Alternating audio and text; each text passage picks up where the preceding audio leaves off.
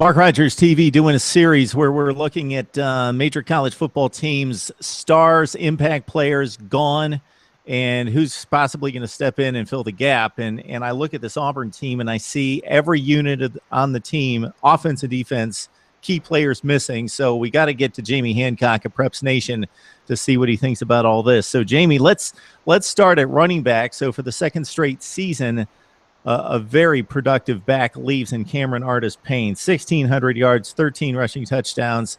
So size up the running back position for us.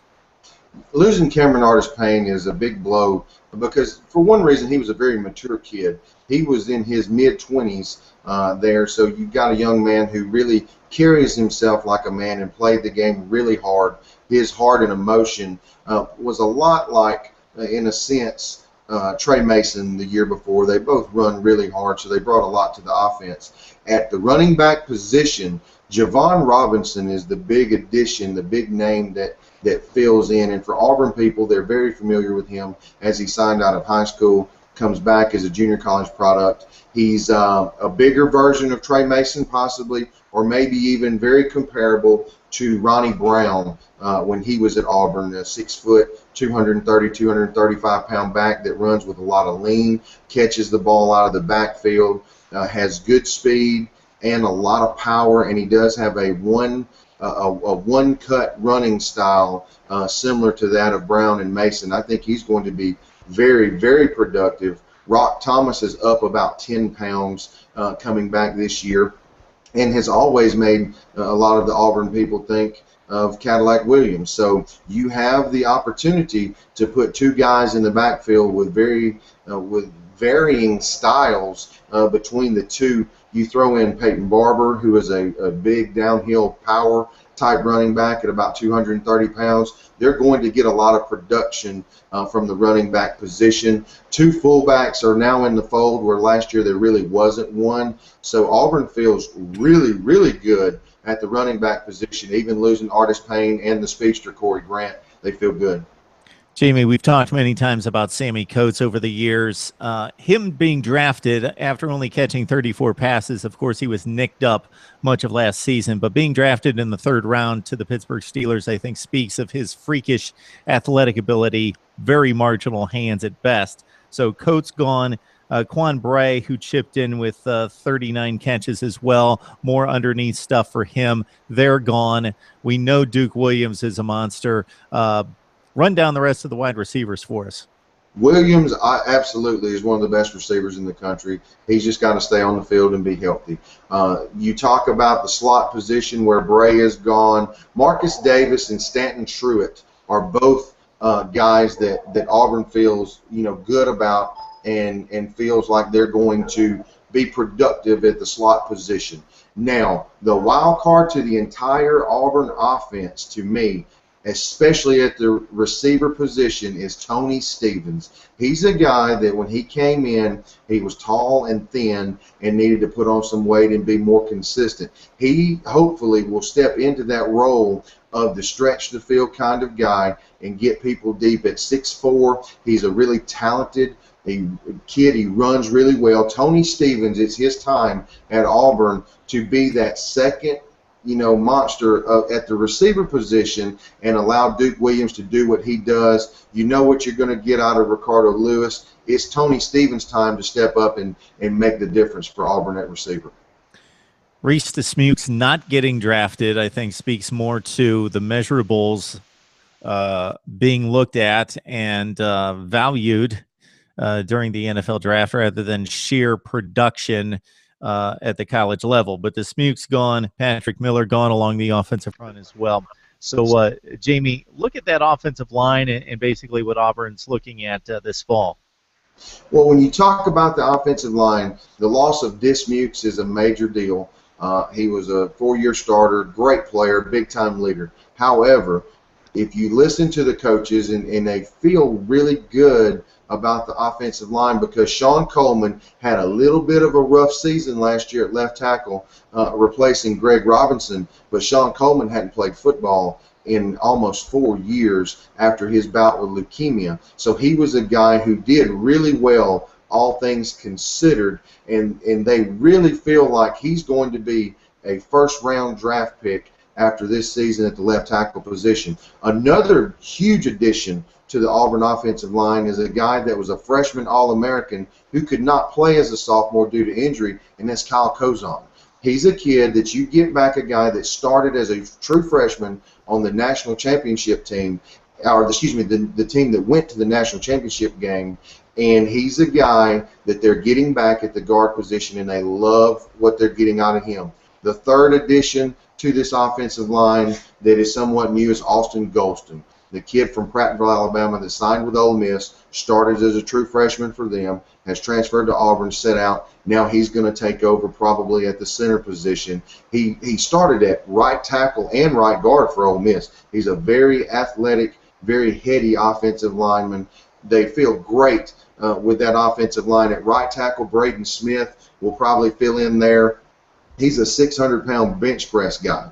I mean, they've basically stopped him from continuing to try to grow in that aspect because they're worried about his health. And he's a kid that played tight end for him some last year. Started the Wisconsin game at right tackle before they swapped him back out. And then at right tackle now, Avery Young will move back out there. They feel great about the offensive front. They're just going to have to get whomever the center is, accustomed to the communication aspect that you lose with Dismukes. Talent-wise, this group is marvelous. So most of us don't have that issue where we're benching too much and they need to back us off a little bit. He's unbelievable. Just to look at him, he doesn't look normal. He's got these huge shoulders and huge arms, and forgive me because he's so big, he's got a little bitty head compared to the rest of him because he's so big. And he's a freak when it comes to the weight room aspect. I think he came out of high school benching 525 pounds. My goodness. All right, as we look at who the Tigers have lost, sometimes the bigger key is who's replacing. So you could have a really good player moving on, but the enforcements, the next wave is just as good.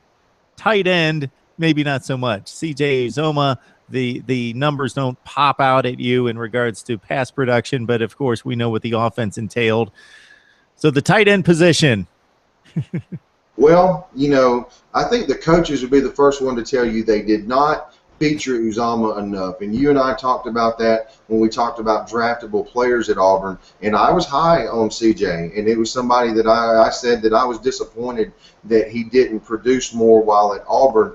And then the Bengals kind of surprised a lot of people and drafted him in the 5th round. It's there. The talent was there. He just wasn't featured. I guess the beauty of that is because they were underutilized over the last couple of years.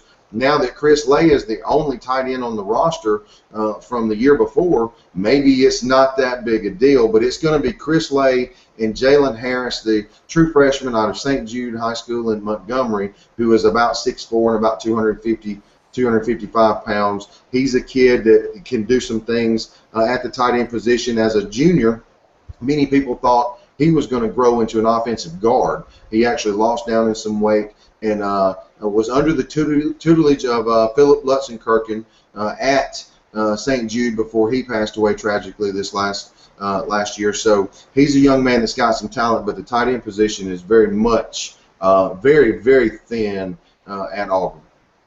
Angelo Blackson was drafted by the Tennessee Titans in the 4th round after racking up 5.5 tackles for loss and 3 sacks. Gabe Wright also missing from that defensive front as well. So the Tigers up front are looking at what now? Well, I think everybody's looking at Carl Lawson and Montravius Adams to say, you guys are you're the studs from your class. It's time to be that guy. Lawson was really good the back half of his freshman season, as was Adams.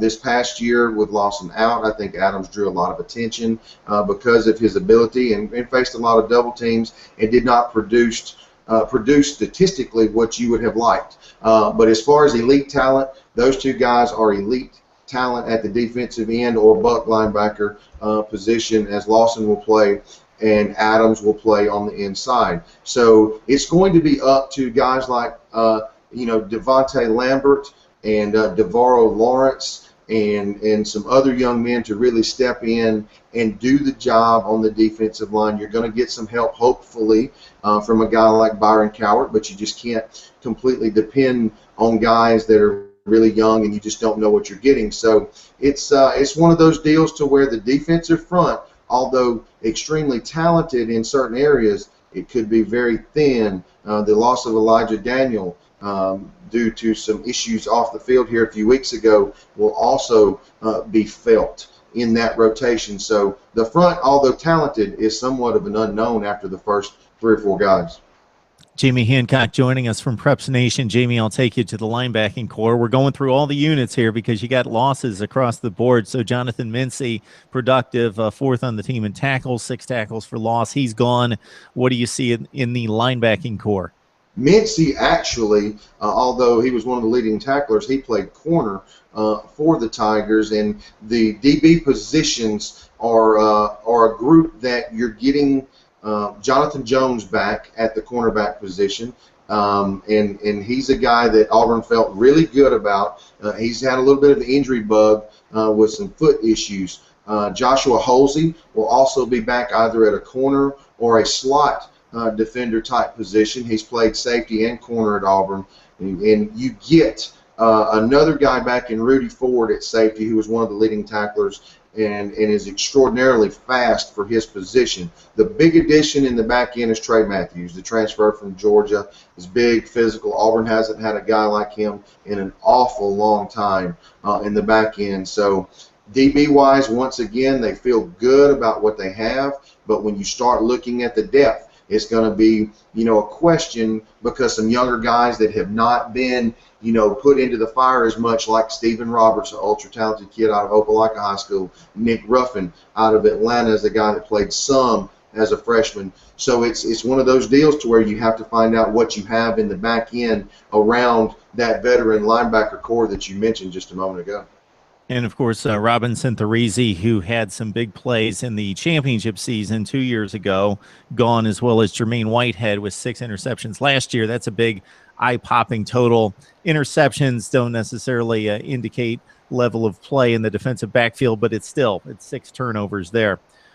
All right, Jamie, thanks for the personnel rundown. This is always good stuff, always able to catch up with who's on the roster and who we can expect to see coming up this fall. So appreciate the time. As always, it's my pleasure.